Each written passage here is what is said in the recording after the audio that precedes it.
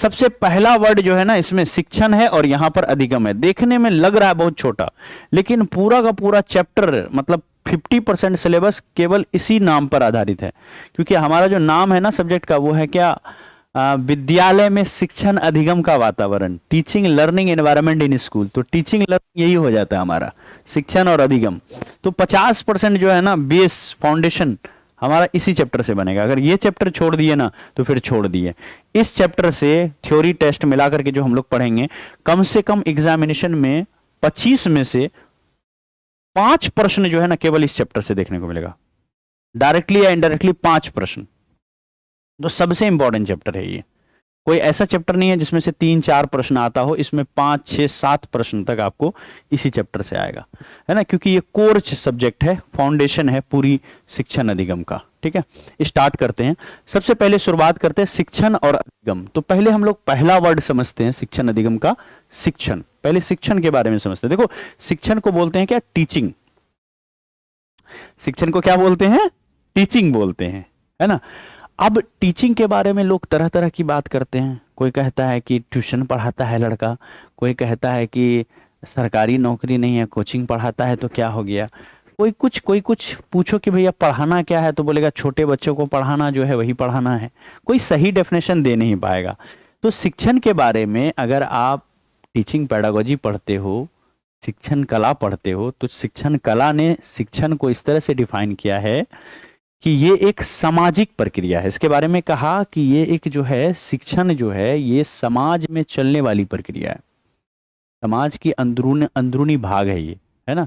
समाज जैसे एक सिस्टम, समाज को मान लो कि ये एक सिस्टम है, ये एक गाड़ी है और इसके पुर्जे चलते हैं तो समाज आगे बढ़ता है।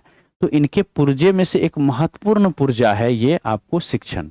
शिक्षण ना हो तो फिर समाज हमारा सही डायरेक्शन में नहीं चल पाएगा।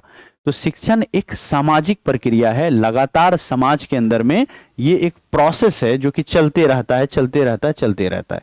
तो ये समाज में चलने वाली एक प्रोसेस है, एक प्रक्रिया है। हम शिक्षण के द्वारा क्या काम कर लेते हैं, हम शिक्षण के द्वारा जो है इंसान के व्यवहार में परिवर्तन लाते हैं, है ना। इंसान जो पहले जानवर से भी बदतर था, या कह लें कि डिसऑनेस्ट था, उसके अंदर मॉरलिटी नहीं था, बड़ों से कैसे बात करें, छोटों से कैसे बात करें, किस सिचुएशन में कैसा बिहेव करें, ड्रेस कैसा होना चाहिए, स्पीकिंग का स्किल कैसा होना चाहिए, बिहेवियर कैसा होना चाहिए, ये सारी चीज़ों में कहीं ना कहीं मात खा जाते हैं। अगर शिक्षण हासिल कर ले तो इंसान के व्यवहार में परिवर्तन ला सकते हैं शिक्षण के द्वारा, है ना। इंसान शिक्षण पा करके परिवर्तन ला सकता है। तो शिक्षण एक सामाजिक प्रक्रिया है, मानव के व्यवहार में, ह्यूमन बिहेवियर में चेंज लाता है शिक्षण, ठीक है। और शिक्षण एक उद्देश्य वाली प्रक्रिया, ऐसा नहीं कि बस ऐसे ही पढ़ रहे हैं, इसका एक अपना उद्देश्य होता है। तो शिक्षण का एक अपना उद्देश्य होता है और मुख्य उद्देश्य जो इसका शिक्षण का होता है, पढ़ाने का, वो होता है व्यवहार में परिवर्तन लाना। पढ़ाने का मुख्य उद्देश्य नहीं है कि बड़ा होकर के कितना पैसा कमा करेगा, कितना धन जमा करेगा। शिक्षण का जो मुख्य उद्देश्य होता है वो होता है व्यवहार में परिवर्तन लाना। तो शिक्षण के बारे में हमने अभी अगले 5 मिनट के अंदर में, पिछले 5 मिनट में हमने 3 बातें सीखा। शिक्षण क्या है, शिक्षण एक सामाजिक प्रक्रिया है, मानव व्यवहार में परिवर्तन लाया जा सकता है, शिक्षण के द्वारा लाया जाता है। और इसका जो मुख्य उद्देश्य है वो यही है कि मानव व्यवहार में परिवर्तन लाया जाए, ठीक है। ठीक है, इसलिए खुश हूं कि भाई ये बड़ा मन था कि कब मैं पढ़ाऊं इस सब्जेक्ट को, है ना। आज थोड़ा आया है तो भाई खुशी की बात है। बाकी देखो, आप शिक्षक बने हो, आपके सर के बाल उड़ गए हैं और आप यहाँ पर पढ़ा रहे हो, जोक सपाट, ठीक है। रिफत जहाँ कह रहे हैं कि कोई लॉटरी लगा है, लॉटरी तो यही है भाई, शिक्षण कला, है ना। देखते हैं आप लोगों से प्रश्न बनता है कि नहीं। आज पढ़ेंगे ना तो कल बिल्कुल नहीं, बिल्कुल नहीं, ठीक है। तो अब देखिए, शिक्षण के बारे में कुछ और बातें हम लोग थोड़ा थोड़ा हंसते हंसते पढ़ते हैं। कहते हैं कि शिक्षण जो है, शिक्षण पर शासन, सामाजिक दर्शन, मूल्य और संस्कृति का प्रभाव पड़ता है। ये शिक्षण जो है ना, ऐसा कुछ नहीं है कि रेनकोट पहना हुआ व्यक्ति है या फिर ऐसा कोई सूट पहन लिया है ना, तो इसको ठंडी, गर्मी, बरसात, आस पड़ोस में क्या हो रहा है, बम के धमाके, इससे कोई फर्क नहीं पड़ता, ऐसी बात नहीं। इस शिक्षण का हर एक चीज पर, इसके शिक्षण का हर एक चीज जो है ना शिक्षण को अफेक्ट करता है ना। शिक्षण जो है, शिक्षण को हर एक चीज अफेक्ट करता है। ये जो शिक्षण है ना, इसको हर एक चीज अफेक्ट करता है। कहोगे सर क्या इफेक्ट पड़ता है, क्या इफेक्ट करता है? तो शिक्षण को शासन इफेक्ट करता है। शासन, शासन जो है ना, ये क्या करता है, शिक्षण को अफेक्ट करता है। ठीक है, जैसे अब देखो सरकार तय करेगी कि आपके एनसीईआरटी में मुगल का चैप्टर है कि नहीं, दिल्ली सल्तनत पढ़ोगे कि नहीं पढ़ोगे, आप वेद काल को पढ़ोगे कि मुगल काल को पढ़ोगे, तो भैया आपके पढ़ाने की शैली क्या होगी? तो शासन बदलेगा तो किताबें बदलेंगी, किताबों के कंटेंट बदलेंगे, है ना। क्या पढ़ाया जाए आने वाली जनरेशन को, ये शासन बहुत हद तक तय करती है। तो शिक्षण पर जो है शासन का फर्क पड़ता है, शासन कंट्रोल करती है शिक्षण को। ठीक है, इसके अलावा समाज की जो फिलॉसफी है, हर समाज की अपनी एक फिलॉसफी होती है, एक अलग उनका मिजाज होता है समाज का, एक अलग उनका नेचर होता है समाज का। हर समाज, अमेरिका के समाज का अलग नेचर है, अफ्रीका के समाज का अलग नेचर है, भारत के समाज का अलग नेचर है, नेपाल के समाज का अलग नेचर है ना। बगल में आप चले जाइए चाइना, चीन, चीन का अलग नेचर है। तो जो समाज का दर्शन होगा, जो समाज की फिलॉसफी होगी, उसके हिसाब से आपका शिक्षण भी तय होगा, उसी हिसाब से आपका शिक्षण होगा। तो शिक्षण समाज टू समाज डिपेंड करती है ना। हमारे समाज का शिक्षण अलग होगा, चीन के समाज का शिक्षण अलग होगा, है ना। कोई अगर युगांडा चले जाए, किर्गिस्तान चला जाए, कजाकिस्तान चला जाए, तो वहां की शिक्षण जो है वो थोड़ा अलग होगा। तो सामाजिक दर्शन ना शिक्षण को अफेक्ट करती है। ठीक है, वैल्यूज, आपके समाज में क्या वैल्यूज चल रही है ना। वैल्यूज मतलब हमारे जो मूल्य होते हैं, कहते हैं ना कि हमारी परंपराओं में ऐसा नहीं है, हमारे गार्जियन ने हमको नहीं सिखाया, है ना। तो ये हमारा क्या वैल्यूज है, हमारा मूल्य है। जो हमारी अच्छी आदतें हैं ना, वो हमारा मूल्य है, वैल्यूज है। तो ये जो मूल्य है ना, ये मूल्य ये भी आपको शिक्षण पर इफेक्ट करता है ना। आप कितने ईमानदार हो, कितने बेईमान हो, यही आपका मूल्य है, यही आपकी वैल्यूज है। ठीक है, तो कुछ ऐसे स्टैंडर्ड होते हैं ना जिसको हम लोग फॉलो करते हैं और हम कहते हैं भैया हम उससे नीचे नहीं गिरेंगे, तो वो आपकी मूल्य हो गई, आपकी वैल्यूज हो गई। ठीक है, सांस्कृतिक प्रभाव, जिस कल्चर में आप रह रहे हो वो कल्चर भी ना कहीं शिक्षण को प्रभावित करती है। तो शिक्षण का प्रभाव शासन, सामाजिक दर्शन, मूल्य और साथ ही साथ संस्कृति का प्रभाव, इन सब का प्रभाव जो है शिक्षण पर पड़ता है। ठीक है, देश की शासन प्रणाली के अनुसार जो है शिक्षण प्रक्रिया भी क्या होती है, बदलती रहती है, जो मैंने अभी आपको समझाया। और साथ ही साथ सामाजिक और दार्शनिक परिस्थितियां जो है ये शिक्षण के स्वरूप को क्या करती है, निर्धारित करती है। समाज है ना और दर्शन है ना, क्या स्थिति है अभी में, उस स्थिति के हिसाब से, समाज की स्थिति के हिसाब से जो शिक्षण प्रक्रिया है उसमें बदलाव देखने को मिलता है। तो एक ही समाज के अंदर में आज से 200 साल पहले शिक्षण अलग ढंग से होता था, आज अलग ढंग से हो रहा है, 200 साल के बाद बिल्कुल अलग होगा, क्योंकि समाज की परिस्थितियां और समाज की फिलॉसफी में चेंज आ जाएगा उस समय तक। ठीक है, चलिए आगे बढ़ते हैं। अब एक सवाल पूछ लिया भाई शिक्षण के ऊपर, बोला शिक्षण क्या है, शिक्षण क्या है, शिक्षण एक कला है या एक शिक्षण एक कौशल है, स्किल है या आर्ट है। तो टीचिंग इज एन आर्ट, आपने पढ़ा है कि पढ़ाना एक कला है, जैसे पेंटिंग स्किल है या फिर आर्ट है। तो टीचिंग क्या है, इसी तरह से टीचिंग जो है एक आर्ट है, टीचिंग एक स्किल भी है ना, स्किल भी है जिसको सीखा भी जा सकता है। तो टीचिंग एक कला भी है, एक कौशल भी है। तो करेक्ट आंसर होगा ए और बी दोनों। यहां पर क्या होगा, दोनों करेक्ट हो जाएगा। ये पूछा हुआ सवाल था आपका।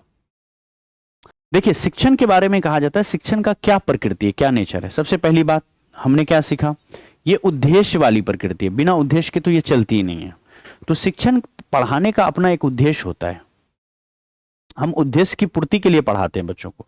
अगर हम क्लास 6 की मैथ पढ़ा रहे हैं बच्चों को, तो हमारा उद्देश्य है कि मैथ के अंदर में इतनी नॉलेज बच्चों को देना है, इस लेवल का ये जानकारी होना चाहिए। तो टीचिंग हमेशा एक उद्देश्यपूर्ण प्रक्रिया होता है।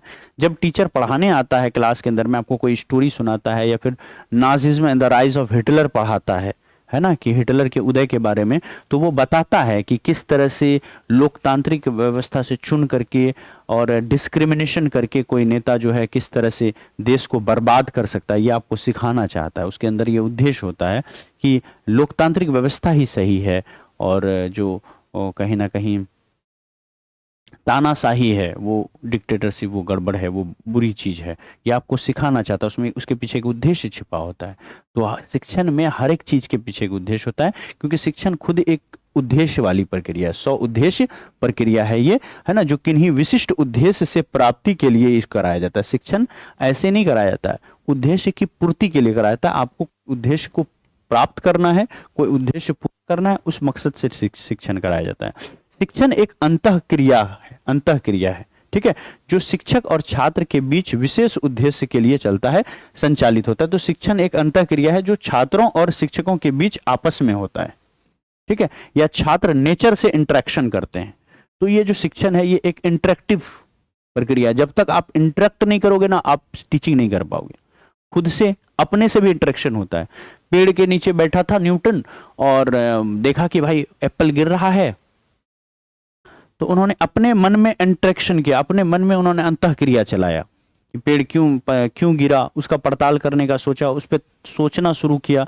तो टीचिंग जो है ना, शिक्षण, ये एक अंतःक्रिया है ना, जो परस्पर दो चीजों के बीच होता है, चाहे वो छात्र और शिक्षक के बीच हो या फिर छात्र का नेचर के साथ हो। लीजिए, शिक्षण एक विकासात्मक प्रक्रिया है ना, ये क्या है, एक विकासात्मक। तो पहला हो गया उद्देश्यपूर्ण प्रक्रिया, दूसरा अंतःक्रिया, तीसरा शिक्षण के बारे में, शिक्षण क्या है, ये एक विकासात्मक प्रक्रिया है जिसके द्वारा ज्ञानात्मक, भावनात्मक और क्रियात्मक पक्षों का विकास होता है। तो जब आप शिक्षण हासिल करते हो तो आपका विकास होता है। ये एक विकासात्मक प्रक्रिया, एक ऐसी प्रक्रिया, एक ऐसा नाव है कि इस पे बैठ गए ना तो फिर आपका विकास होना शुरू हो जाएगा। तो विकास कैसा होगा, आपका कॉग्निटिव डेवलपमेंट होगा। ज्ञानात्मक का मतलब होता है कॉग्निटिव, कॉग्निटिव का मतलब होता है कि आपके मस्तिष्क का विकास होगा, नंबर 1।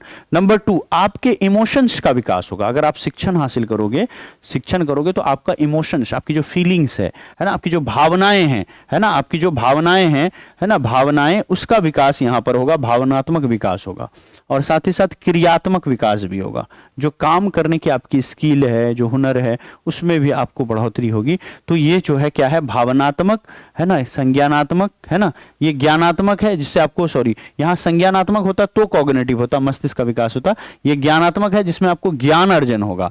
तो ये जो है ना एक विकासात्मक प्रक्रिया है जिसमें आपको ज्ञान की प्राप्ति होगी, आपके भावना का विकास होगा और साथ ही साथ आपके काम करने का जो क्षमता है उसका भी विकास होगा।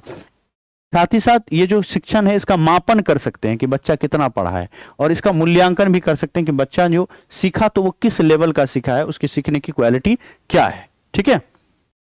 तो ये सारी चीजें जो है शिक्षण के बारे में था कि शिक्षण की प्रकृति कैसी है ना। लगभग इसी से मिलता जुलता एक सवाल पूछा है, हालांकि थोड़ा हटके है। बिहार बीएड का पीवाईक्यू 2023 में शिक्षण के बारे में ही था, हाँ, इसको डिस्कस कर ही लेते हैं हम लोग, इसी जगह बेस्ट रहेगा करना। सवाल था कि शिक्षण की प्रभावशीलता को किस संदर्भ में आंका जाता है। कोई आप पढ़ा रहे हो किसी बच्चे को, तो वो बच्चा कितना इफेक्टिवली सीखा, उसकी प्रभावशीलता क्या है, कितना इफेक्टिव वे में वो सीखा, है ना, कितना इफेक्टिव वे में सीखा, इसको आप किस आधार पर कह सकते हो, है ना, कैसे जांच करोगे अगर वो इफेक्टिव सीखा कि नहीं सीखा। ऑप्शन ए, हम ये देखेंगे कि शिक्षण की प्रभावशीलता, यानी टीचर जो पढ़ाया उसकी प्रभावशीलता, उसकी इफेक्टिवनेस को अगर चेक करना है, इफेक्टिवनेस को, तो हम ये देखेंगे कि टीचर सिलेबस कवरेज कितना कर पाता है ना, सिलेबस को कितना अच्छा से कवर करता है या कितना कर पाता है। क्या इस आधार पर कोई टीचर सिलेबस को पूरा कर दे, आप मान लोगे कि वो बहुत अच्छा पढ़ाता है, काफी इफेक्टिव पढ़ाता है। सिलेबस पूरा करना क्या इफेक्टिव पढ़ाना है, क्या इस आधार पे मानोगे, या छात्र हित में, छात्र का जो हित है उसको ध्यान में रख करके कितना पढ़ाता है, इस बात से वो आप डिसाइड करोगे कि वो टीचर बढ़िया पढ़ाता है, उसकी पढ़ाई में इफेक्टिवनेस है।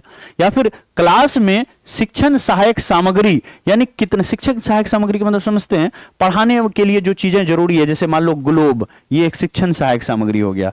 जैसे अदर किताब, दूसरी किताबें, दूसरी जो किताब है जो टीचर लेके आएगा, खुद का नोट्स लेके आएगा, खुद का नोट्स अगर लेके आता है, अगर मैप लेके आता है ना, या फिर अगर मान लेते हैं प्रयोग करने के लिए प्रयोग हेतु विभिन्न केमिकल या चीजें लेकर के आता है, प्रयोग हेतु बाकी चीजें लेके आता है, तो वो सब क्या कहलाएगा, शिक्षण सहायक सामग्री। हर वो चीज जो पढ़ाई में हेल्प करेगा वो सामग्रियां जो है वो शिक्षण सहायक सामग्रियां कहलाएंगी। तो कक्षा में वो कितना दूसरी जो चीजें हैं शिक्षण सहायक सामग्री उसका उपयोग करता है, इस आधार पर हम मानेंगे कि बच्चा जो है, टीचर जो है बड़ा इफेक्टिव पढ़ा रहा है। या फिर छात्रों के सीखने का रिजल्ट क्या है, प्रतिफल क्या है बच्चों का सीखने का रिजल्ट, है ना, ये रिजल्ट नहीं है बल्कि सीखने का रिजल्ट क्या है, बच्चा कितना सीखा है, इस आधार पे मानेंगे। ठीक है, तो ये इसका सही आंसर मुसर्रत जहां बिल्कुल सही दे रहे हो आप, कृष्णा कुमार का थोड़ा गलत हो रहा है। ठीक है, टीचर कितना भाई, मान लो कि टीचर झोला भर के लाता है चीजों को, मैप वैप ये वो प्रिज्म उरिज्म लेके आता है, खूब आपको बताता है, लेकिन अजीब ढंग से बताता है ना। अब वो कितना बताया नहीं बताया, बस उस क्लास में लिखा है कि सेक्शन सहायक सामग्री का उपयोग करके पढ़ाता है, क्या उसको इफेक्टिव मानोगे, या छात्र कितना सीख पाया है उसको इफेक्टिव मानोगे? तो आंसर हो जाएगा कि छात्र के सीखने का प्रतिफल क्या है, इस बात पे हम लोग देखेंगे। ये 2023 में पूछा हुआ सवाल है, बीएड पीवाईक्यू 2023, और ये बिहार बीएड का पीवाईक्यू है ना। झारखंड बीएड का भी पीवाईक्यू करवाएंगे आप लोगों को अगली क्लास से, है ना। सॉरी आज नहीं लेके आए, क्योंकि झारखंड बीएड में भी ये पूछता है, तो झारखंड वाले को बिहार का करना चाहिए, बिहार वाले को झारखंड का करना चाहिए, मस्ट रहेगा, मजा आएगा फिर। अब शिक्षण एक तार्किक प्रक्रिया है ना, तार्किक प्रक्रिया है। ये ऐसा नहीं है जी बिना तर्क के इसको पढ़ा रहे हो, तो ये एक तार्किक प्रक्रिया है ना। जब आप शिक्षण की प्लानिंग करेंगे तो पढ़ाने की पूरी प्लानिंग जो है आपकी, है ना, कोई भी टीचर जब पढ़ाने की प्लानिंग करेगा वो टीचर के तर्क शक्ति पर, कि उसका जो तर्क शक्ति है पढ़ाने में कितना चीजों को कोरिलेट कर पाता है, डिफरेंशिएट करके बताता है कि ये देखो इसमें ये अंतर है, ये इससे समानता है। ये बात जितना आप तर्क का इस्तेमाल कर करके पढ़ाएंगे उतनी आपकी पढ़ाई अच्छी होगी। तो शिक्षण एक तार्किक प्रक्रिया है जिसमें नियोजन का मतलब होता है प्लानिंग, है ना। नियोजन, है ना, शिक्षण की तर्क शक्ति पर आधारित होता है। जो पढ़ाने की प्लानिंग होगी ना, आपकी तर्क शक्ति जितनी अच्छी होगी, आपका जो है प्लानिंग उतना बढ़िया होगा, उतना बढ़िया प्लानिंग बन पाएगा आपका पढ़ाने का। ठीक है, यूपी बीएड में ये चीज नहीं पूछता है। पाठ्य वस्तु का विश्लेषण संश्लेषण तर्क से किया जाता है। पाठ्य वस्तु का विश्लेषण, जो पाठ्य वस्तु है यानी सिलेबस है जो पढ़ाना है बच्चों को, है ना, उसका जो विश्लेषण है ये विश्लेषण और संश्लेषण ये तर्क से ही किया जाता है ना। जो सिलेबस है जब आप पढ़ा रहे होंगे तो तर्क से ही उसको नाप सकते हैं कि लिखी हुई बात कितनी सही है कितनी गलत है, यहां तर्क का इस्तेमाल होता है।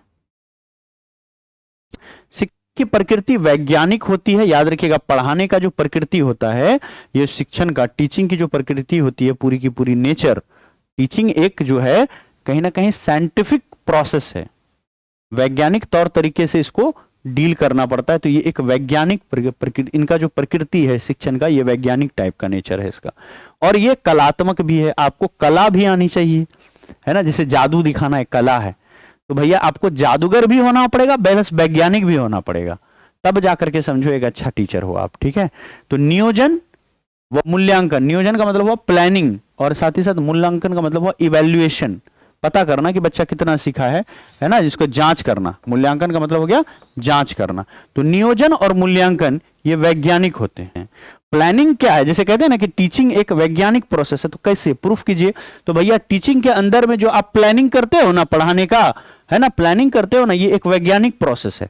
आप जांच करते हो ना, बच्चे का इवैल्यूएशन करते हो ना, जांच, तो जांच करने के लिए लघुत्तरीय दीर्घोत्तरीय प्रश्न देते हो, कैसा प्रश्न दोगे, है ना, प्रश्न का नेचर क्या होना चाहिए, बच्चे से आप क्या उससे जांच करना चाहते हो, उस हिसाब से प्रश्न को सेट करना, प्रश्न को उस हिसाब से चेंज करना। ये जो मूल्यांकन का पूरा प्रोसेस है ये एक साइंटिफिक प्रोसेस होता है। इसलिए कहेंगे कि नियोजन और मूल्यांकन दोनों में ना क्या लगता है हमको, यहां वैज्ञानिक प्रोसेस लगता है। और शिक्षण प्रक्रिया जो होता है ये कलात्मक होता है। तो जहां पढ़ाने की बारी आती है, जब यहां बोर्ड पे आके मैं डील कर रहा हूंगा, तो ये यहां पर मुझे परफॉर्म करना होगा, एक जादूगर की तरह मुझे कला दिखाना होगा, एक आर्ट की तरह हमको पढ़ाना होगा, टीचिंग को एक आर्ट की तरह पढ़ाना होगा।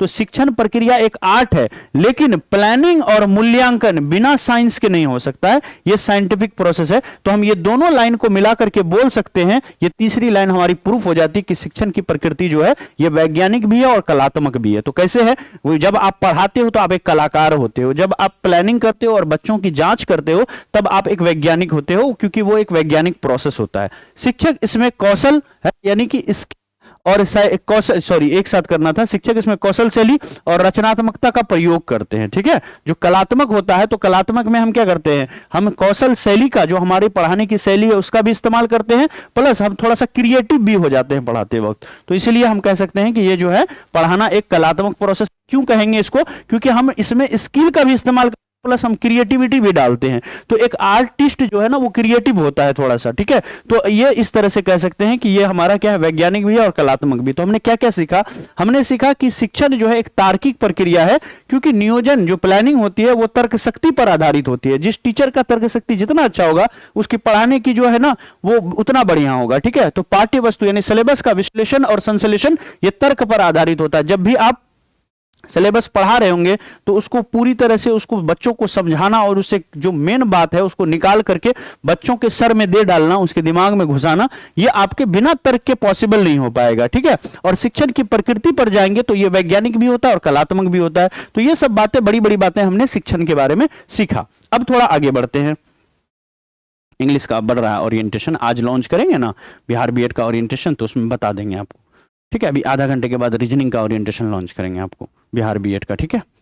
फिर उसके बाद शाम में हम लोग, ठीक है, या हुआ तो कल है ना हम लोग उसका भी लॉन्च करेंगे, बाकी सब्जेक्ट का भी करेंगे। तो उसमें हम आपको रिटन फॉर्मेट में देंगे, आपकी कब कब क्लास कब चलेगी, अगले 2 महीने तक की सारे डेट वाइज आपकी क्लास लिखी रहेगी और ऐप पर ये पीडीएफ आपको अपलोड रहेगी, आप देख सकते हो। उसमें 5-10% हम लोग चेंज कभी कभार करना पड़ता है मजबूरी के तहत बीच में, वरना 90% 95% टाइम जो बना देते हैं उसी पर सारा क्लास चलता है, ठीक है। जब भी चेंज करेंगे वो आपको लाइव सेक्शन में दिखाएगा कि हाँ भाई क्लास में कुछ चेंजेस आया है, वरना नहीं करते हैं नॉर्मल केसेस में। शिक्षा अध्ययन और अन्य उपागम, ठीक है। शिक्षा अध्ययन और अन्य उपागम, देखो बहुत सारी स्लाइड है, लगभग 100 स्लाइड है। अभी हम लोग 90 नंबर पर हैं तो थोड़ा फास्ट करना होगा, ठीक है।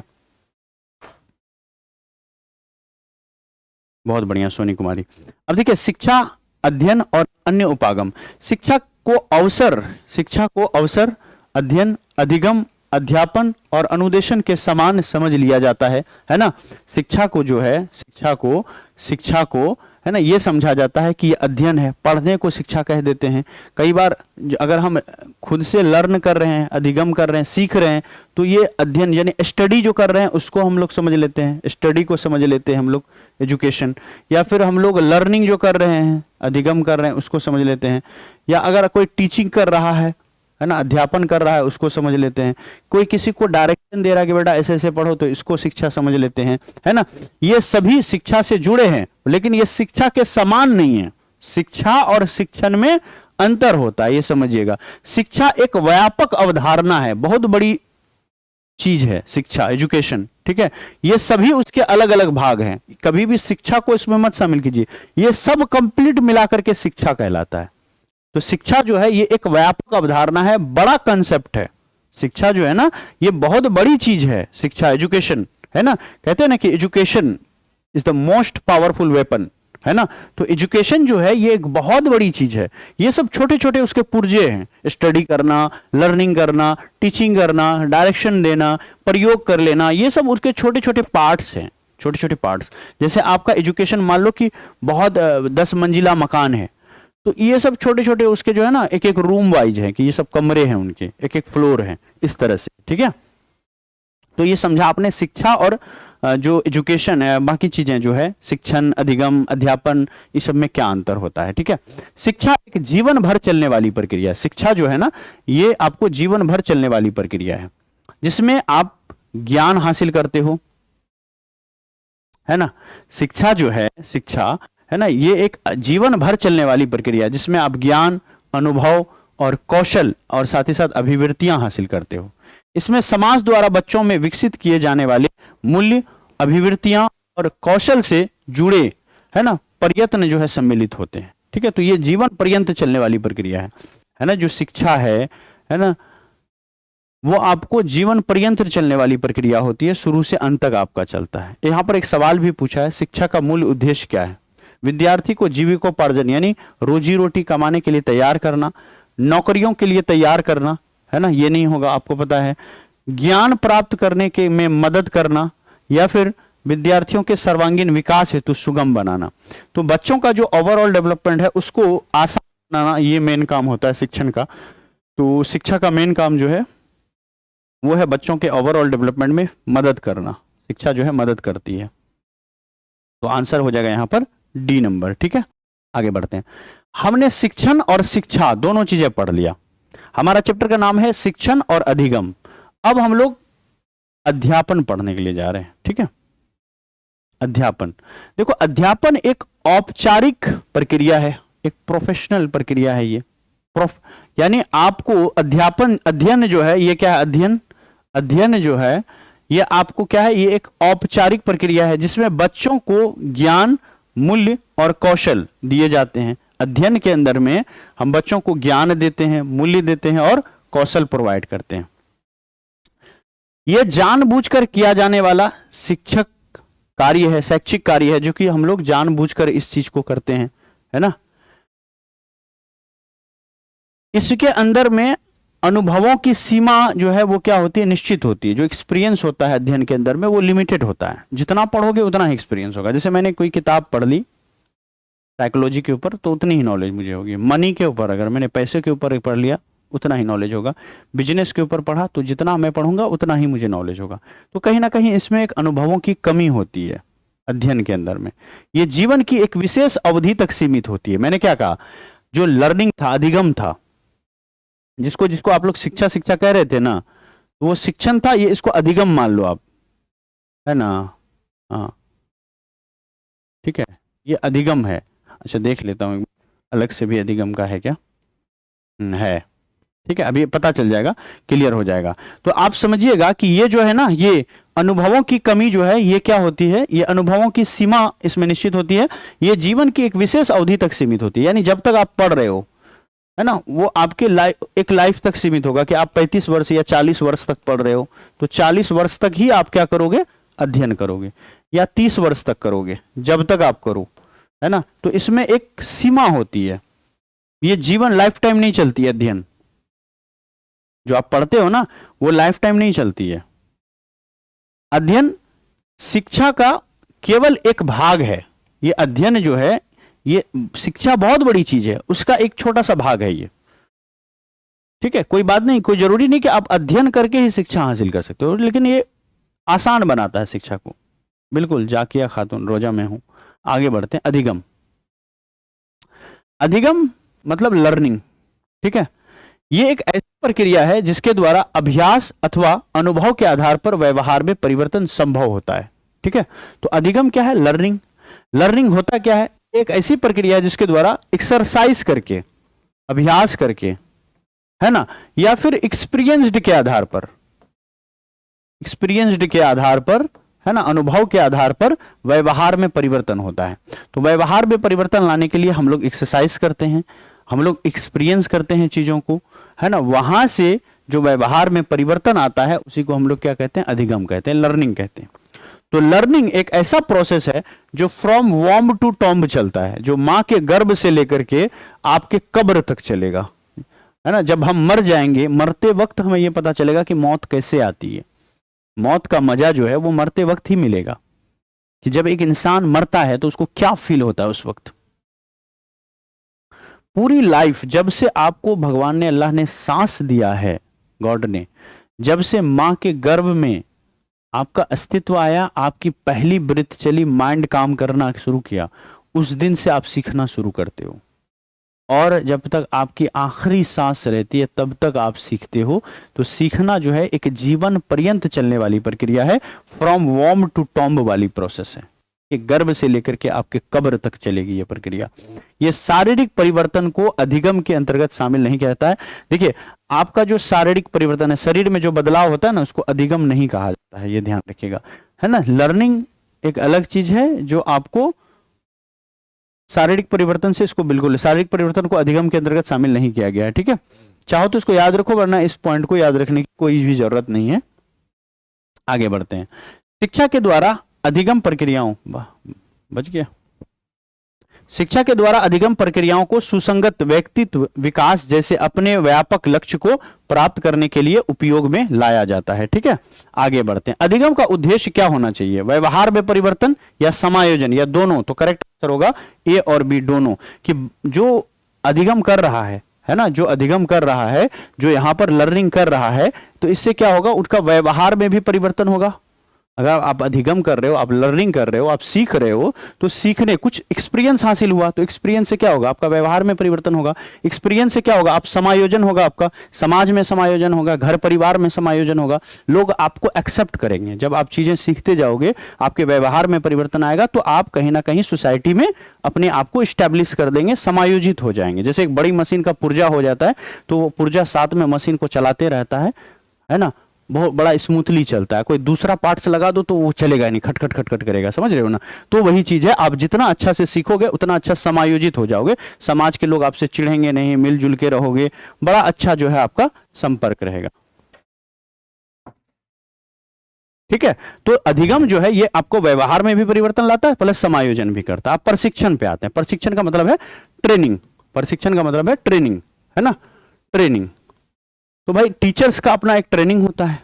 तो ट्रेनिंग और लर्निंग, ये मतलब हर एक वर्ड का मीनिंग बता रहा हूं और उसके अंदर की बात बता रहा हूं। ट्रेनिंग क्या है, ट्रेनिंग जो है एक कर्मबद्ध क्रिया है, जो एक बड़ा सा सिस्टमेटिक तरीके से, साइंटिफिक तरीके से इसको प्लान किया जाता है और वन बाय वन आपको सिखाया जाता है। ये एक श्रृंखला है ना, कर्मबद्ध क्रियाओं का श्रृंखला। इसका उद्देश्य जो है किसी विशेष कार्य को या व्यवसाय को जोड़ने। जैसे मान लीजिए कि आपको ना मान लेते हैं कि टीवी ठीक करने का आपको मैकेनिक बनना है, तो आपको ट्रेनिंग लेना पड़ेगा, टीवी कैसे ठीक किया जाता है, फोन कैसे ठीक किया जाता है, समझ रहे हो ना, ट्रेनिंग लेना होगा। जैसे मान लीजिए आपको दरवाजा बनाना है, ठीक है, तो लकड़ी का काम सीखना होगा, उसकी एक ट्रेनिंग होती है, उसकी ट्रेनिंग को फुलफिल करना होगा। एसी का काम सीखना है तो एसी की ट्रेनिंग होगी। तो ट्रेनिंग क्या होता है, ये क्रिया, कर्मबद्ध क्रिया होती है, जिसमें एक विशेष कार्य से जुड़ी हुई वांछित आदतें, कौशल जो जरूरी है आपके काम के लिए, केवल वही चीजें आपको सिखाई जाती है। जैसे मान लो कि आपको फोन ठीक करना सिखा रहे हैं, तो उसको छोड़ करके सीधा मतलब कैसे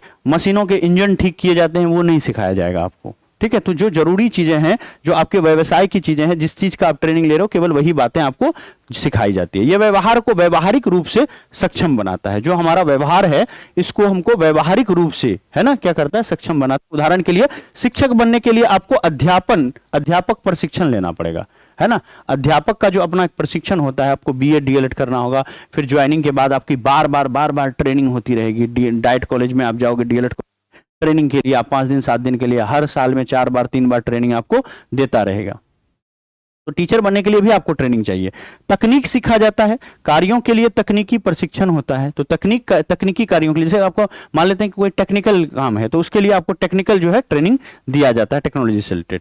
नेक्स्ट है आपका शिक्षण और अनुदेशन, जिसको इंस्ट्रक्शन बोलते हैं। ये एक ऐसी प्रक्रिया है जिसका उपयोग मानव व्यवहार में अभीष्ट परिवर्तन लाने के लिए किया जाता है। ठीक है, तो अगर आपके अंदर अभीष्ट परिवर्तन लाना है, कुछ अलग परिवर्तन लाना है, उसके लिए शिक्षण और अनुदेशन दोनों चीज किया जाता है। यानी पढ़ाने के साथ आपको गाइडेंस भी दिया जाता है, जिस तरफ आप जाना चाहते हो। जैसे कोई किसी को कोडिंग सीखना है, तो भाई पढ़ाने के साथ साथ उसको कोडिंग का भी उस तरह से अनुदेशन दिया जाता है। शिक्षण अधिगम प्रक्रिया, अब हम पूरा समझ जाते हैं क्या चीज है ये। तोड़ करके चीजें सीखा, अब थोड़ा सा जोड़ करके यहां से हम चीजों को सीखना शुरू करते हैं। भाई चीजें तो बहुत है, अभी कैसे इतना जल्दी खत्म होगा, बहुत सारा कंटेंट है। हाँ, तो अब मोटी मोटी बातें हम लोग सीख गए हैं, अब देखते हैं कितना हम कर पाते हैं। हमने सीखा कि शिक्षण अधिगम प्रक्रिया जो है, ये अध्यापन का मुख्य उद्देश्य जो है ना, पढ़ाने का जो मेन उद्देश्य होता है, वो व्यवहार में उचित दिशा में परिवर्तन लाना होता है ना। इसका लक्ष्य जो है, शिक्षण अधिगम प्रक्रिया जो है, इसका लक्ष्य जो है वो अधिगम को जो सीखना है, इसको प्रभावी बनाना, व्यवहार में परिवर्तन लाना होता है। विद्यालय और शिक्षक, है ना, जो अधिगम की दिशा है, इसका निर्धारण कौन करता है कि पढ़ाई लिखाई कैसा होगा, ये विद्यालय और शिक्षक मिलकर के करते हैं। इसके लिए शिक्षक को शिक्षा के लक्ष्य और उद्देश्यों के स्पष्ट जानकारी होना चाहिए। जब तक शिक्षक को, है ना, शिक्षा का लक्ष्य नहीं पता होगा, उसका उद्देश्य नहीं पता होगा, तब तक विद्यालय और शिक्षक जो है वो अधिगम की दिशा, कि पढ़ाने लिखाने की दिशा, जो भाई सिखाने की दिशा है, लर्निंग का जो दिशा है, वो आप तय नहीं कर पाएगा वहां पर। ठीक है, अब शिक्षण अधिगम प्रक्रिया एक यात्रा है, ठोस से सरल, ज्ञात से अज्ञात, है ना।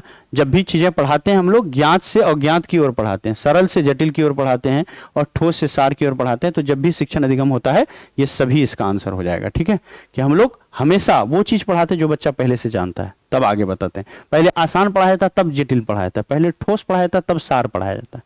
ठीक है, आगे शिक्षण अधिगम प्रक्रिया के क्या भाग हैं। शिक्षण अधिगम प्रक्रिया के भाग। तो देखो मैकडोनाल्ड के अनुसार शिक्षण अधिगम प्रक्रिया जो है इन्होंने 4 भागों में बांटा, पाठ्यक्रम, अनुदेशन, शिक्षण और अधिगम, है ना। तो शिक्षण अधिगम जो है ये एक दूसरे पर क्या होता है, निर्भर होता है। और शिक्षण अधिगम प्रक्रिया के 4 भाग हैं, है ना। अध्यापक पाठ्यक्रम के अनुसार अनुदेशन यानी सामग्री तैयार करता है और शिक्षण क्रियाओं का आयोजन करता है। तो जो टीचर होता है वो सिलेबस के अकॉर्डिंग क्या करता है, सामग्री तैयार करता है और साथ ही साथ शिक्षण क्रियाओं का वो क्या करता है, आयोजन करता है। शिक्षण की सभी क्रियाओं के समन्वय के परिणाम स्वरूप ही अधिगम होता है। जैसे आप शिक्षण आप करा रहे हो तो शिक्षण की जितनी सारी क्रियाएं हैं ये अगर अच्छे तरीके से आप कराओगे तभी जाकर के बच्चा सीख पाएगा। तो लर्निंग तब आती है जब शिक्षण को बहुत अच्छे से परफॉर्म किया जाता है। शिक्षण में जितना काम होता है सबको इफेक्टिवली और अच्छे तरीके से करेंगे तभी लर्निंग मिलेगा। तो लर्निंग एक आउटकम है। टीचिंग का आउटकम क्या है, लर्निंग। जब बच्चों को आप पढ़ाते हो तो वो बदले में उसको क्या मिलता है, वो सीखता है, ठीक है। तो गेज ने कहा कि प्रभावशील अधिगम में मनोवैज्ञानिक शक्तियां शिक्षण को क्या करती है, जो शिक्षण है उसको सहायता प्रदान करती है। तो प्रभावशाली अधिगम में जो मनोवैज्ञानिक शक्ति होती है, हर इंसान का अपना एक मनोवैज्ञानिक शक्ति होता है, तो जो उसका साइकोलॉजिकल पावर होता है वो शिक्षण को क्या करता है, सहायता प्रदान करता है, ठीक है। अब देखो विद्यार्थियों में व्यवहार तथा अधिगम लक्ष्यों को 3 क्षेत्रों में बांटा जा सकता है, ज्ञानात्मक, भावनात्मक और क्रियात्मक, ठीक है। तो शिक्षण के द्वारा विद्यार्थियों में व्यवहार परिवर्तन होता है जो किसी भी अधिगम क्षेत्र से संबंधित होता है, ठीक है। यह समझिएगा, व्यवहार तथा अधिगम लक्ष्यों को 3 क्षेत्रों में बांटा जाता है ना। पहला क्या है भाई, कॉग्निटिव, इमोशनल और फंक्शनल। ये बताई थी आपको स्टार्टिंग में कि विद्यार्थी के व्यवहार और अधिगम लक्ष्यों को 3 भागों में बांटा जाता है ना। जो व्यवहार है या फिर अधिगम का लक्ष्य है तो हमको क्या करना है, हम ज्ञानात्मक, उसके अंदर ज्ञानात्मक परिवर्तन भी देखना चाहते हैं, इमोशनल विकास भी करना चाहते हैं और बच्चा हमारा फंक्शनल भी हो जाए, काम करने के लायक भी हो जाए, ठीक है। तो ये सारी चीजें हम उसके अंदर में देखना चाहते हैं। शिक्षण उद्देश्य एवं अधिगम, ठीक है। तो शिक्षण का उद्देश्य क्या होता है इसको हम देखते हैं। इसको लेकर के अलग अलग वैज्ञानिक ने कहा, जैसे क्रैनबैक के अनुसार अधिगम के 7 तत्व होते हैं जो अधिगम सिद्धांतों का आधार होता है, ठीक है। तो अधिगम के 7 तत्व के बारे में इन्होंने बताया, जैसे स्थिति के बारे में बताया कि विषय का विश्लेषण करना, है ना, और उसे क्रमबद्ध किया जाता है और उसी अनुसार अधिगम स्थिति चुनी जाती है। तो जो भी आपको पढ़ाना है उसका विश्लेषण करना, फिर उसके हिसाब से आपको अधिगम स्थिति चुनना। व्यक्तिगत विशेषताएं, है ना, इसके बारे में कहा। तो इस तरह से इन्होंने 5-6 चीजों के बारे में कहा जो कि उतना इंपॉर्टेंट नहीं है, आपको नहीं ध्यान में रखना है, ठीक है। ये काफी आपको परेशान करेगा और एग्जाम में पूछता भी नहीं है, ठीक है। तो ये चीज हो गया, है ना। इसमें से देखो एक सिद्धांत है जो है पुनर्बलन का सिद्धांत, है ना। यह सिद्धांत बीएफ स्किनर के द्वारा दिया गया था, है ना। ये व्यवहारवादी मनोवैज्ञानिक थे, इनके द्वारा ये दिया गया, है ना, पुनर्बलन का सिद्धांत। और इन्होंने कहा, बीएफ स्किनर ने पुनर्बलन का सिद्धांत दिया। पुनर्बलन मतलब रीइंफोर्समेंट। इन्होंने कहा कि ये 2 प्रकार का होता है, एक सकारात्मक पुनर्बलन, दूसरा नकारात्मक पुनर्बलन, है ना। तो सकारात्मक पुनर्बलन क्या करता है, ये सीखने की गति को बढ़ाता है, जबकि नकारात्मक क्या करता है, ये घटाने का काम करता है। जैसे मान लो कि बच्चा अच्छा करता है तो आप उसको कहो कि पहले ही कह दो कि हम जो भी टॉप करेगा उसको अवार्ड देंगे। तो पुरस्कार देना क्या है, आपको आपका जो अधिगम का स्पीड है उसको बढ़ाएगा। लेकिन अगर आप दंड देना शुरू करोगे, अगर आप दंड देना शुरू करोगे, मारना पीटना शुरू करोगे, तो इससे आपका जो अधिगम की गति है वो कहीं ना कहीं घटेगी। तो सकारात्मक जो पुनर्बलन है, जो अवार्ड वगैरह पुरस्कार देना है, ये कठोर परिश्रम पर आधारित पुरस्कार देता है, ठीक है। तो सकारात्मक पुनर्बलन कठोर परिश्रम पर आधारित पुरस्कार देता है। जो बच्चा बढ़िया मेहनत करेगा आप उसको अवार्ड दे रहे हो, तो इससे आपकी लर्निंग का आउटकम बढ़ेगा, बच्चा तेजी से सीखेगा। अगर आप दंड दे रहे हो, है ना, तो ये आपके लिए और नुकसान करेगा। तो इस तरह से है कि पढ़ाई को की स्पीड को, अधिगम की गति को आप कंट्रोल कर सकते हो, है ना। ये रीइंफोर्समेंट है कि इसको बढ़ा सकते हो। अगर आप बड़े अवार्ड रख दो तो बच्चा देखो बहुत ज्यादा पढ़ करके आएगा, यहां से पढ़ेगा, ध्यान दे करके पढ़ेगा। एक प्रश्न पूछा 2022 में बीएड के अंदर में, सवाल था कि सही प्रतिक्रिया और उचित व्यवहार को बढ़ाने के लिए क्या किया जा सकता है, निम्नलिखित में से किसका उपयोग किया जाना चाहिए। अगर हमको प्रतिक्रिया, बच्चों के बीच में जो प्रतिक्रिया है वो बढ़िया होना चाहिए बच्चों का, और व्यवहार में परिवर्तन लाना है, तो हमको इनाम देना चाहिए, हमको अज्ञानता होनी चाहिए, स्तुति होनी चाहिए, या फिर सख्ती होना चाहिए। तो करेक्ट आंसर इसका हो जाएगा कि क्या होना चाहिए भैया, है ना, सही किसका उपयोग किया जाना चाहिए, सही प्रतिक्रिया और उचित व्यवहार को बढ़ाने के लिए। तो याद रखिए हमको इनाम देना चाहिए। क्या करना चाहिए, इनाम देना चाहिए, है ना। इस तरह से इसका हो जाएगा 1 नंबर। है ना, हमको क्या करना चाहिए, इनाम देना चाहिए। अगला क्वेश्चन पे आते हैं, उत्साह या प्रोत्साहन का सिद्धांत, है ना। इसमें क्या होता है, उत्साह किसी कार्य को स्वयं करने की इच्छा अथवा अवस्था को दर्शाता है। कोई काम कोई व्यक्ति कितना कर सकता है, यह उसका उत्साह से पता चलता है। उत्साहित विद्यार्थी अधिक सक्रिय होता है और वो सृजनशील होता है। जो ज्यादा एक्साइटेड रहेगा वो उतना जल्दी और उतना अच्छा से सीखेगा। लेकिन उत्साह एक लिमिट में होना चाहिए। उत्साह अगर ज्यादा हो जाएगा, एक्साइटमेंट ज्यादा होगा, तो फिर दिमाग काम करना कम कर देता है। तो उत्साह से शिक्षण अधिगम प्रक्रिया जो है वो प्रभावी होता है। ठीक है, उत्साह को प्रभावित करने वाले क्या क्या कारण हैं? जिस वातावरण में बच्चा रहता है, वो व्यक्तिगत अभिरुचि की, उस बच्चे को उस सब्जेक्ट में कितना इंटरेस्ट है ना, पढ़ाने के जो टीचर का शैली है, तकनीक है, उस पर भी बच्चे का जो है उत्साह डिपेंड करता है। और शिक्षण अधिगम सामग्री, जो पढ़ाने वाली किताबें हैं या सामग्री है जिससे बच्चा पढ़ेगा, वो कितना अच्छा है, कितना इफेक्टिव है, इस पर भी उसका उत्साह डिपेंड करेगा। ठीक है, तो शिक्षण अधिगम प्रक्रिया के विभिन्न आयाम भी हैं। जैसे शिक्षक अपने शिक्षण कार्य को प्रभावशाली, सरल और नियमानुसार बनाने के लिए विभिन्न विधियों का प्रयोग करते हैं। शिक्षण नियम यानी विद्यार्थी एवं शिक्षक दोनों के लिए महत्वपूर्ण होता है। ये जो शिक्षण नियम होता है ये दोनों के लिए उतना ही जरूरी होता है। ठीक है, आगे बढ़ें। शिक्षण अधिगम प्रक्रिया से संबंधित कुछ नियम निम्नलिखित है। पहला, पढ़ाने का जो तरीका है कि आपको सरल से जटिल पढ़ाना चाहिए, बहुत इंपॉर्टेंट है। सरल से जटिल यानी हमको पढ़ाते वक्त ये देखना है, पहले आसान चीजों को हम सिखाएंगे, फिर धीरे धीरे हम उसको, जैसे कि गिनती में हम 1 2 3 सिखाते हैं, तब हम सिखाते हैं कि भाई 999 होगा या 789 कैसे लिखा जाता है, या फिर पहाड़ा जो हम सिखाते हैं, है ना, 2 का 2, है ना, 2 1 2, या फिर 8 1 8, ये सब बाद में सिखाते हैं। तो पहले हम क्या करते हैं, आसान चीजों से पढ़ाई को शुरू करते हैं, जैसे पहाड़ा वगैरह सिखाते हैं, फिर उसके बाद जोड़ घटा सिखाते हैं, फिर हम जटिल मैथमेटिक्स उनको सिखाते हैं, जटिल बातें सिखाते हैं। तो पढ़ाने का तरीका होता है कि हमेशा सरल से जटिल की ओर पढ़ाया जाए। दूसरा, अगर आप देखोगे कि जो बच्चा पहले जानता है उससे फिर आगे बताइए आप। जैसे कोई चीज आप बता रहे हो, तो जब भी एग्जाम्पल लो तो उसके ऐसी चीजों से लो ना जो कि उसके आसपास हो, जिसको वो जान रहा है। समझ रहे हो ना। तो शिक्षक पहले विषय से संबंधित पूर्व जानकारी, है ना, देता है। जो भी आप पढ़ाने जा रहे हो उसके बारे में पूर्ण जानकारी दे रहे हो, पहले से बता रहे हो। इसके आधार पर फिर नई जानकारी बाद में आप देते हो। तो इससे बच्चा कनेक्ट कर पाता है पुरानी जानकारी जो पहले से उसके दिमाग में चित्र बनी है, उससे नई बातों को वो जोड़ करके बड़ी आसानी से समझ सकता है। तो इससे आपकी पढ़ाने की जो शैली है, पढ़ाना भी आसान हो गया, बच्चे के लिए सीखना भी आसान हो गया। इसके अलावा देखो, नेक्स्ट पढ़ाने का शैली है कि विश्लेषण से संश्लेषण। पहले विषय वस्तु का विश्लेषण यानी एनालिसिस करता है ना, फिर व्यापक जानकारी एकत्र करता है और फिर तथ्यों को जोड़ करके, है ना, सिंथेसिस यानी संश्लेषण किया जाता है। इससे अध्यापन अधिक जो है सुविधाजनक और प्रभावी हो जाती है। नेक्स्ट है आगनात्मक से निगनात्मक तक। पहले उदाहरण देना, फिर नियम बताना, ताकि विद्यार्थी आसानी से समझ सके, है ना। नेक्स्ट है आपका निगनात्मक से लेकर के, है ना, निगमनात्मक से लेकर के आगनात्मक तक। तो इसमें क्या होता है, पहले नियम बताना, फिर उदाहरण, ताकि समन्वय जो है वो स्थापित हो सके। ठीक है, तो इस तरह से आगनात्मक से निगमनात्मक और निगमनात्मक से आगनात्मक दोनों तरीके से पढ़ाया जाता है। यथार्थ से भावनात्मक के बीच पढ़ाया जाता है। कि इसमें क्या होता है, शिक्षण में पहले ठोस सामग्री जैसे कि पेड़ पौधे, जानवर, पानी, है ना, इनसे पढ़ाना चाहिए। ठीक है, तो ये अवधारणा बताती है कि शिक्षण में पहले, है ना, ठोस सामग्री से पढ़ाना चाहिए। इसके बाद जो है अप्रत्यक्ष अवधारणाएं जैसे कि हवा, प्रकाश, तरंग, यानी जो एग्जाम्पल सामने है जिसको बच्चा टच एंड फील कर सकता है, पहले वहां से शुरू कीजिए, है ना। जो रियल एग्जाम्पल है, कहते हैं ना कि रियल एग्जाम्पल देना, तो एग्जाम्पल के सामने है, उसके बाद ऐसी चीजों का एग्जाम्पल दीजिए बाद में जो अदृश्य है, तभी बच्चा पढ़ पाएगा। मतलब आप पढ़ाते वक्त स्टार्टिंग में ही अदृश्य चीजों की बात करोगे तो फिर बच्चा नहीं समझ पाएगा।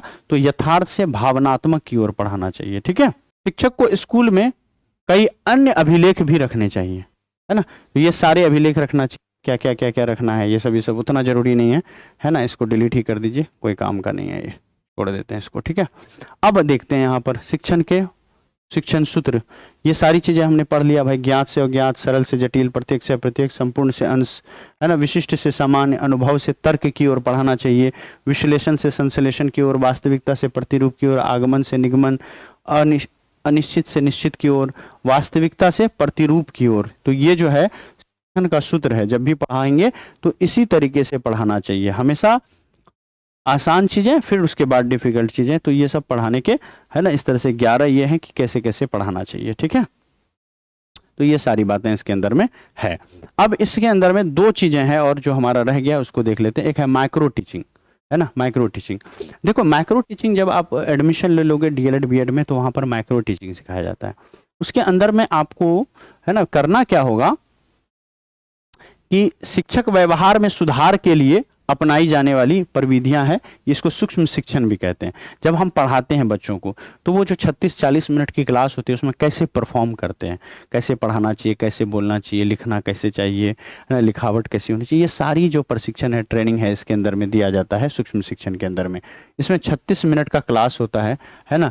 इसमें पहले से पाठ योजना तैयार करना पड़ता है, फिर इसमें पढ़ाना होता है, फिर पुष्टि करना होता है, पुनः योजना बनाना होता है, फिर पुनः शिक्षण होता है और फिर बाद के पुनः प्रतिपुष्टि होता है। तो बेसिकली इसके अंदर में आप एक सिलेबस मिलता है, उसको लेकर के आप प्लानिंग करते हो, प्लानिंग आकर के पढ़ाते हो। पढ़ाते जब हैं तो आपका जो भी बीएड डीएलएड कर रहे होगे वो उनके बीच जो आपके सहपाठी हैं वो आपको सुनेंगे, है ना, वो वहाँ से रिकमेंड करेंगे कि आप कितना अच्छा परफॉर्म कर रहे हो, कहाँ कहाँ आपकी गलती है, तो फिर आप उसको करेक्ट करोगे। फिर उसके बाद जो है आप उसको फिर से पढ़ाओगे या आत्ममंथन भी करोगे कि आखिर हमको पर्सनली फील करोगे कि कहाँ कहाँ पर दिक्कत आ गई पढ़ाने में और अच्छा हम कर सकते थे, उसको ऐड करके दोबारा से जब आप अच्छा परफॉर्म करोगे तो यही जो है सूक्ष्म शिक्षण कहलाता है ना। तो सूक्ष्म शिक्षण वास्तविक शिक्षण होता है ये, है ना, जिसमें कक्षा की जटिलताएं जो दिक्कतें हैं वो कम कर दी जाती है। इसके ट्रेनिंग में आपको जो क्लास में पढ़ाने जाओगे वहाँ जो प्रॉब्लम होगा वो सब पहले ही आपको ट्रेनिंग में ही दूर कर दिया जाता है। एक समय में केवल एक विशेष कौशल को के प्रशिक्षण पर जोर दिया जाता है सूक्ष्म शिक्षण के अंदर। डी एलन के अनुसार सूक्ष्म शिक्षण समस्त शिक्षण है ना को लघु क्रियाओं में बांटना होता है, तो छोटे छोटे क्रियाओं में बांटना होता है ना। एक प्रश्न पूछा गया कि विद्यार्थी को कोई संप्रतीय पढ़ाने का सबसे अच्छा तरीका है ना डैश की ओर पढ़ाना। जब भी पढ़ाना होगा तो कैसे पढ़ाना है, कठिन से सरल। पहले कठिन चीज पढ़ाएंगे बच्चा भाग जाएगा, अज्ञात चीज पढ़ाएंगे बच्चे को समझ में नहीं आएगा। जो चीज जान रहा है पहले वो पढ़ाइए, है ना। अमूर्त से मूर्त नहीं पढ़ाना है बल्कि ज्ञात से अज्ञात पढ़ाना है। जो बच्चा जान रहा है वहां से जो नहीं जान रहा है धीरे और ले जाइए। तो पढ़ाने की शैली ये होनी चाहिए आपकी, ठीक है। ये पूछा हुआ सवाल है 2022 में। लास्ट टॉपिक है आज का हमारा क्लासरूम कम्युनिकेशन। क्लासरूम कम्युनिकेशन की बात करें तो संप्रेषण का संबंध है ना अनुभवों के आदान प्रदान से। कम्युनिकेशन मतलब क्या है, जैसे हम और आप बात कर रहे हैं, आप मैसेज कर रहे हैं, मैं पढ़ रहा हूं, मैं रिप्लाई कर रहा हूं, दो व्यक्ति जब आपस में बात करते हैं इसको कम्युनिकेशन कहते हैं। तो क्लासरूम का जो कम्युनिकेशन होना चाहिए वो कैसा होना चाहिए, टीचर और स्टूडेंट के बीच में विचारों और भावनाओं का संचार होता है कम्युनिकेशन से, है ना। विभिन्न जो व्यक्ति हैं और परिस्थितियां हैं इसमें शामिल होती है ना। इसके बारे में एक जो मनोवैज्ञानिक थे उन्होंने कहा, मैकफॉरलैंड ने कहा कि यह मनुष्य के बीच अर्थपूर्ण अंतःक्रिया की प्रक्रिया है ना। जो अंतःक्रिया हमारे बीच में होती है, हमारे अंदर होती है या बच्चों के साथ होती है, तो उसकी ये क्या है, पूरी तरह से ये अर्थपूर्ण प्रोसेस है। ये एक शिक्षा के क्षेत्र में वाली है ना कार्यक्रम भी संप्रेषण का ही भाग होता है। तो क्लासरूम कम्युनिकेशन क्या है, बच्चों से बात करना, बच्चों को सिखाना, बच्चे पलट के जवाब पूछेंगे। टीचर और बच्चों के बीच जितने भी तरह की बातचीत लेन देन होती है पढ़ाई से विचारों का, ये सब कुछ जो है क्लासरूम कम्युनिकेशन के अंदर में आता है ना। तो कक्षा कंप्रेशन कैसा होना चाहिए, जब भी क्लासरूम में बातचीत हो वो कैसा होना चाहिए, क्लासरूम में जो पढ़ाई होगी वो कैसा होना चाहिए। क्या टीचर को केंद्रित करके पढ़ाई होनी चाहिए या फिर सामान्य केंद्रित होना चाहिए, किताबों को ध्यान में रख करके पढ़ाया जाए। तो पूरा पढ़ाई का जो क्लासरूम का कम्युनिकेशन का फोकस होना चाहिए वो बच्चों को ध्यान में रख करके। तो क्लासरूम कम्युनिकेशन हमेशा छात्र केंद्रित होना चाहिए। कैसा होना चाहिए, छात्र केंद्रित होना चाहिए, है ना। तो बिहार बीएड की जो बैच है 699, इसमें 200 का डिस्काउंट आ गया है ना। और ये डिस्काउंट आज से लेकर के आने वाले मंडे तक है ना रहने वाला है, ठीक है। आइए आगे बढ़ते हैं। VVI revision batch Bihar DElEd का डेट आ गया एग्जाम का, 8 जून से एग्जामिनेशन है, ये ध्यान रखिएगा। और 499 वाली बैच में 200 का डिस्काउंट के साथ ये मात्र 299 रुपए में रिवीजन बैच शुरू है। और एक बड़ी बैच आई है भारत फाउंडेशन बैच, 2 साल की वैलिडिटी के साथ, मैथ की फाउंडेशन बैच, रीजनिंग की फाउंडेशन बैच, जीके और जीएस की फाउंडेशन बैच। 1697 रुपए की बैच है, 1180 रुपए में ये बैच आएगी। लेकिन अभी डिस्काउंट में आपको 999 रुपए मात्र में मिल जाएगा है ना, इसके लिए कूपन कोड लगाना होगा Bharat, BHARAT, Bharat coupon code लगाने से ये जो 1180 की फी है ये कम होकर के 999 हो जाएगा। लिमिटेड टाइम ऑफर है। अगर आपका मैथ, रीजनिंग, जीके, जीएस कमजोर है तो कंप्लीट पूरी पढ़ाई और 2 साल तक ये बैच रहेगा, तो आगे अगले 2 साल तक कोई भी वैकेंसी आएगा केवल इस बैच की मदद से आप उसको क्वालिफाई कर पाएंगे। और टेस्ट सीरीज वगैरह जो भी हम नया लाएंगे वो हम आपको फ्री में इसमें देते रहेंगे। टेस्ट सीरीज सारा फ्री मिलेगा। अगले 1 साल तक जो भी बैच आएगी उसमें से अगर लेना चाहते हैं आप तो लॉन्चिंग टाइम में उसमें आपके लिए अलग से डिस्काउंट रहेगा। जो ये बैच वाला रहेगा 50% डिस्काउंट रहेगा सारे बैचेस के अंदर में, ठीक है। अगले 1 साल तक जो भी इस बैच को लेगा उनके लिए अलग से 50% का डिस्काउंट रहेगा। आप चाहें तो केवल जीके जीएस वाला भी ले सकते हैं, जिसमें जीएस है ना अलग टीचर पढ़ाएंगे और जीके का पूरा पोर्शन मैं आपको पढ़ाने वाला हूँ। कंप्लीट इसमें पढ़ाई होगी। ये किसके किसके लिए रहेगा? अगर आप बीपीएससी की तैयारी कर रहे हो, बिहार एसएससी की कर रहे हो, टीआरई की कर रहे हो, बिहार पुलिस के लिए कर, जैसे आप लोग बीपीएससी टीआरई कल को देने वाले हो, 2 साल बाद टीआरई दोगे आप, तो अभी से बैच बन जाएगा, पूरा टीआरई का पढ़ लोगे आप, ठीक है। एसएससी एग्जाम हो गया, रेलवे एग्जाम हो गया, बिहार के सभी एग्जाम्स के लिए पूरी तरह से बेस बनाएगा मैथ, रीजनिंग, जीके, जीएस। और ये वाला सिर्फ जीके जीएस की बैच है 699। 300 और ऐड करेंगे तो मैथ और रीजनिंग का भी आपको इसके अंदर में ड्रीम्स ऑफ लर्निंग ऐप पर आके पेड कोर्स के सेक्शन में जाकर के बैच अपने यहाँ से ले सकते हैं, ठीक है। थैंक यू सो मच, मिलते हैं फिर नेक्स्ट क्लास के अंदर में। जय हिंद, बाय बाय।